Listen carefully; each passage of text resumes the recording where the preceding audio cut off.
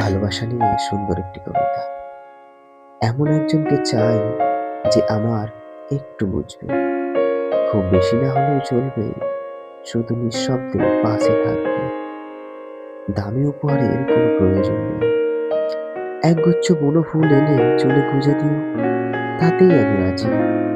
মুখে ভালোবাসি না বললেও ক্ষতি নেই, চোখের ভাজায় বুঝে নেব সবটুকু।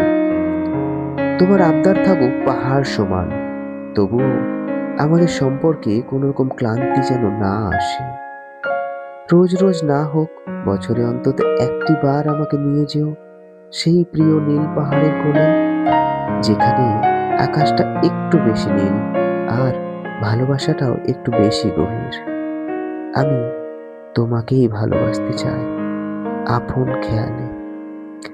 অল্পতেই আমার সুখ, যদি তুমি হও আমার সেই চেনা মানুষ।